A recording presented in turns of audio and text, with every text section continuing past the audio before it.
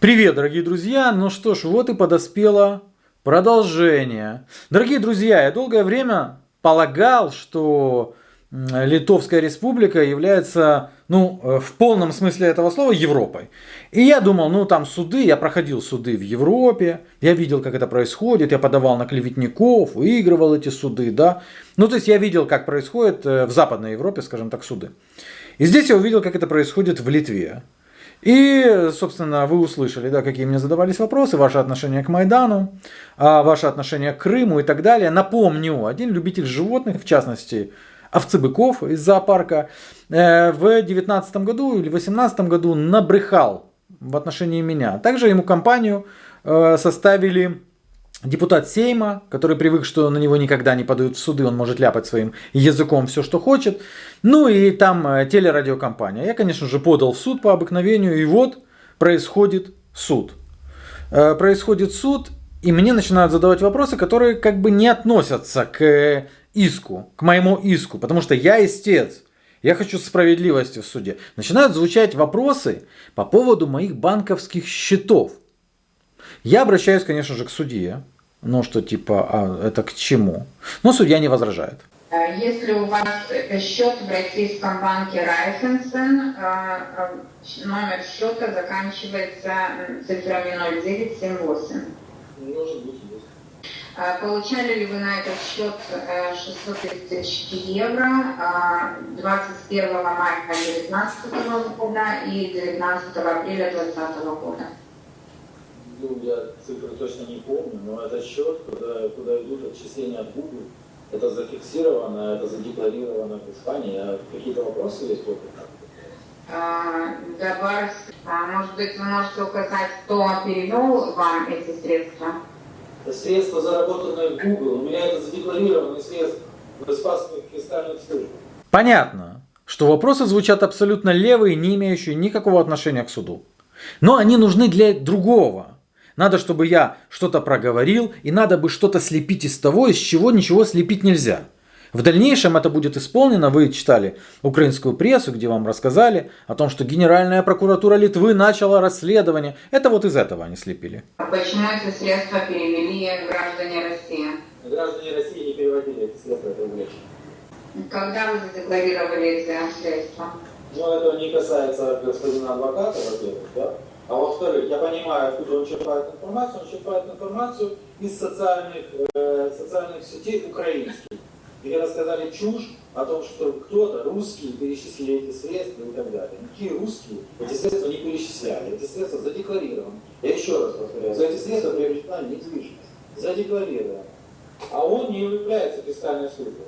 Этот представитель любителя овцебыков делает вид, что он не понимает. Хотя, судя по тому, что он начал нести дальше, я думаю, что, может быть, квалификация не позволяет ему многих вещей понять. По сути, я там начинал проводить ликбез для вот этих вот юридических представителей, почему, где и как человек платит налоги. Может быть, вы можете пояснить, почему вы задекларировали эти средства в Испании, где приобрели недвижимое имущество, а не в Литве, постоянным жителем, который является... Не, я являюсь постоянным жителем другого государства уже много лет. Да, Литовская Республика внезапно захотела налоги от человека, который не живет там 100 лет. И они начали в дальнейшем путать постоянный вид на жительство, то есть статус постоянного жителя, и фактическое место проживания. Вы признаете, что вы не являлись постоянным жителем Литвы? Это чушь. Я являлся постоянным жителем Литвы. В момент совершения преступления, правонарушения на канале ЛНК, я являлся постоянным жителем Литвы. Когда вы задекларировали эти средства и до какого времени вы являлись постоянным жителем Литвы? Это грамотный, так же как и его клиент, представитель любителя овцебыков Фейгина, путает фактическое место проживания человека и карточку.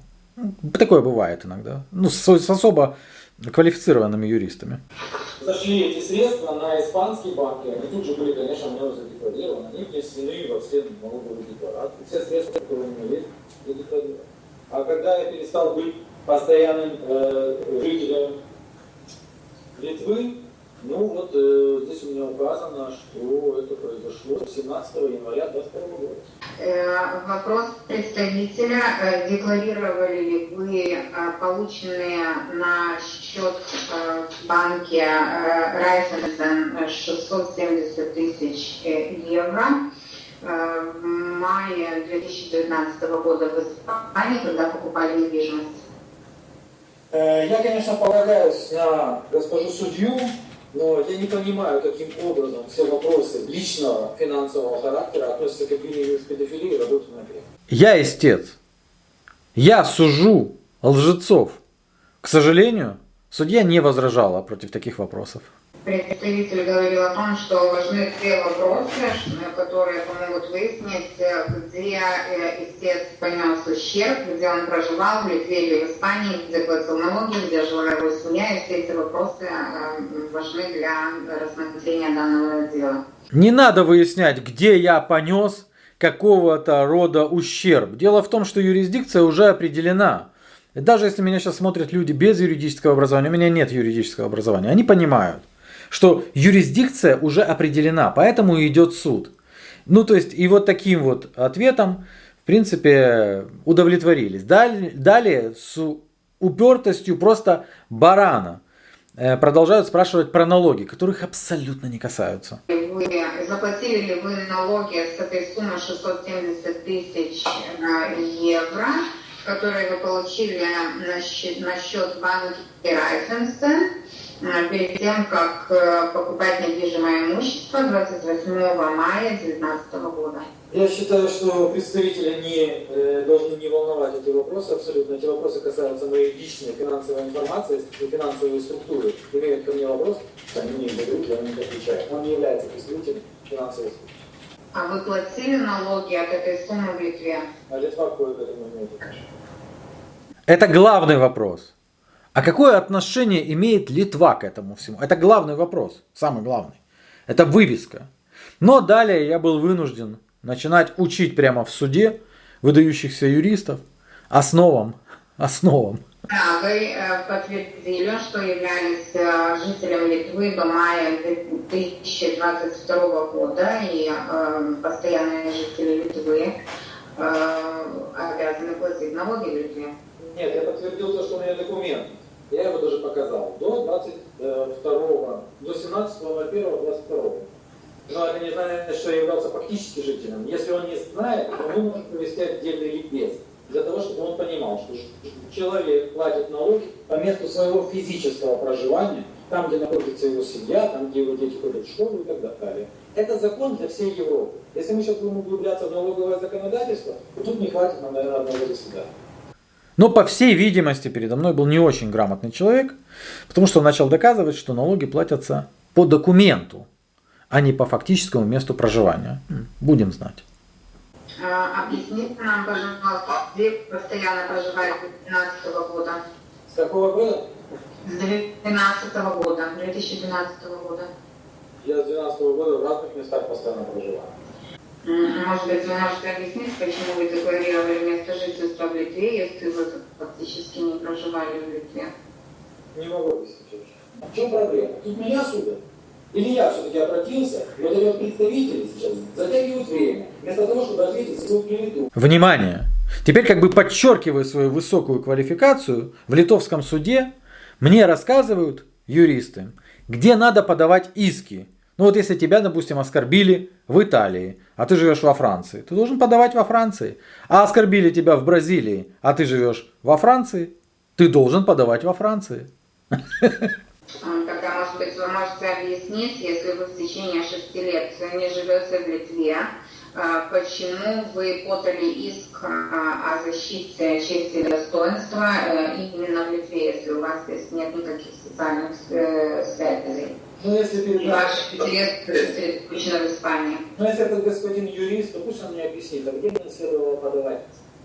Вы должны были бы подать иск либо по месту жительства Марка Фейгина в России, либо по своему месту жительства, то есть в Испании. Почему вы в Литве подали иск? Ну, я думаю, что, наверное, профессионализм юриста, с которым мы общаемся, к моему глубокому сожалению, не сильно профессиональный, потому что иски подаются по месту распространения юридической информации. Испания не имеет никакого отношения к распространению вот этих каналов, на котором выступал Марк Пейкин, вообще никакого отношения. Да, представитель любителя в мире животных на самом деле, по всей видимости, не очень квалифицирован, потому что на голубом глазу, всерьез, вслух, мне рассказывается, что подавать иски человек должен по месту своего проживания.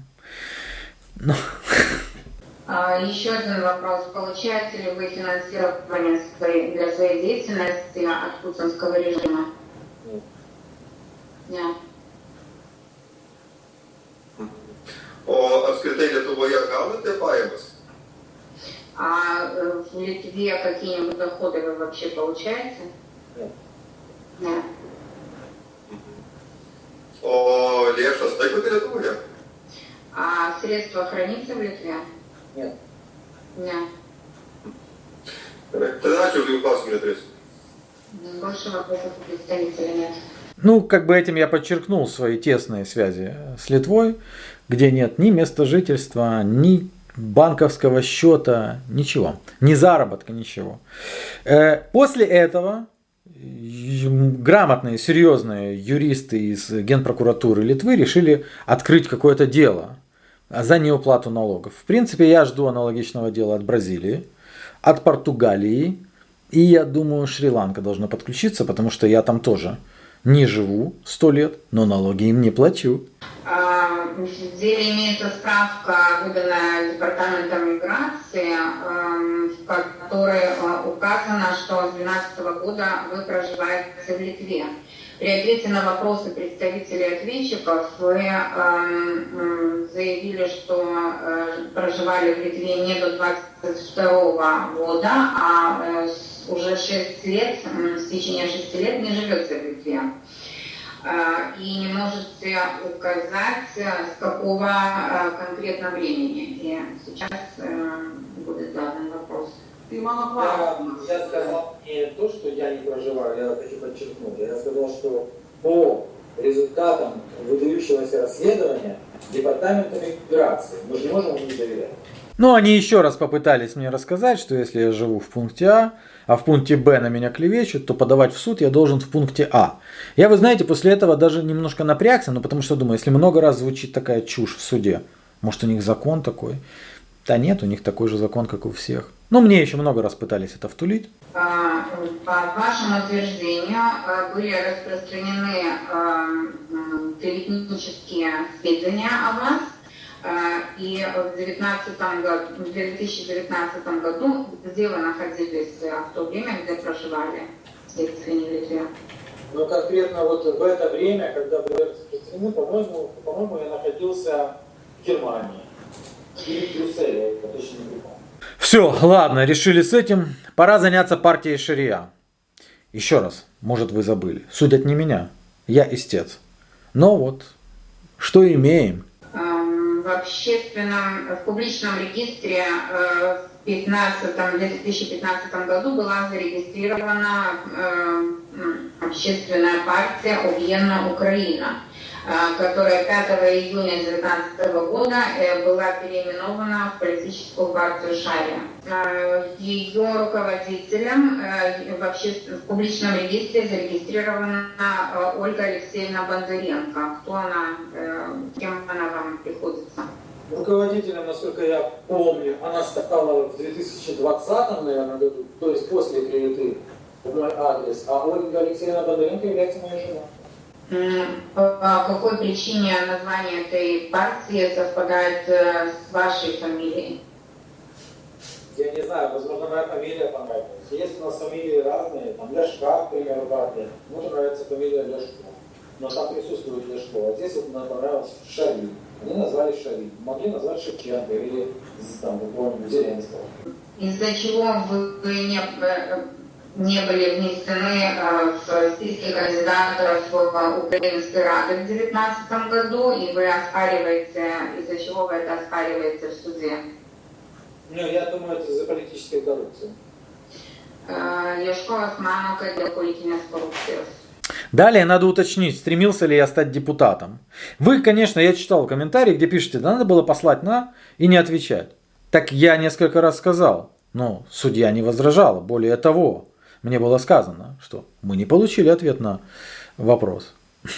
Другими словами, вы стремились к тому, чтобы стать кандидатом и затем членом парламента. В Украине любой человек, не являющийся политиком, может стремиться стать кандидатом и депутатом парламента. В частности, в парламент нынешний прошли фотографы свадебные, танцоры и один клоун. Скажите, пожалуйста, то есть преступница Кощунаса ссылается на решение суда 2021 года, если не ошибаюсь? Кощунас в 2019 году высказывал свои лживые клеветнические заявления в мой адрес, подразумевая решение, которое будет принято в 2021 году? Пока что сейчас стадия вопросов ИСУ, и сейчас представитель на этот вопрос отвечать не будет. Ладно, все. Давайте перейдем к Крыму. Крым надо выяснить, потому что один уже выяснил юрист. Теперь надо, чтобы и другая тоже юристка выяснила мое отношение к Крыму, как я называл, что рассказывал про Крым на своем канале. Крым, это очень важно. Кримо грежима и Украина судит. Как вы на своем канале, не сейчас, а в своих репортажах, которые можно просмотреть, как вы охарактеризовали возвращение Крыма в состав Украины? К сожалению, Крым сейчас аннексирован, но он продолжает находиться в составе Украины. Он никогда не выходил из состава Украины, лично для меня. Поэтому пусть более объяснит вопрос, я не понимаю. Как вы охарактеризуете это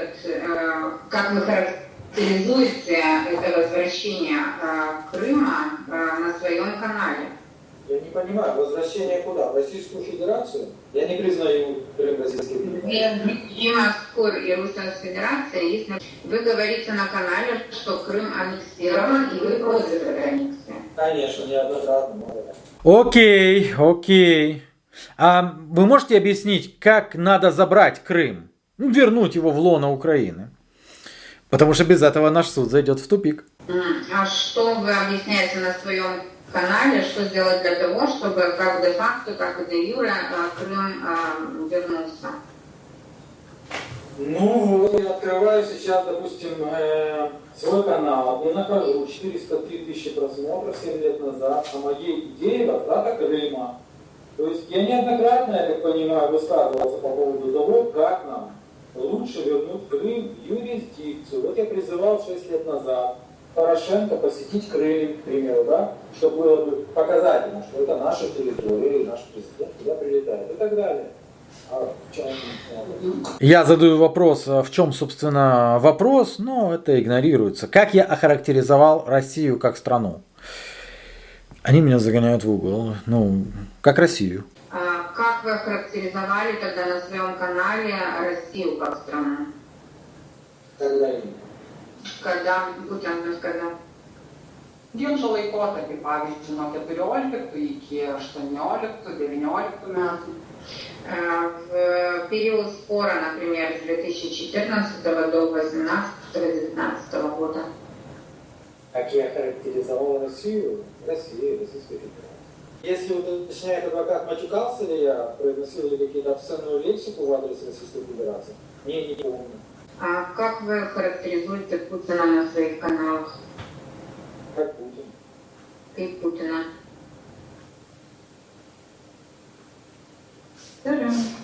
Это все не сюрреализм. Это сюрреализм, походу, да, на 101%. Но это суд Европейской Литовской Республики. Вам понравилось? У меня будет еще 2 части. Обалдеть. Друзья мои, это просто класс. Пока.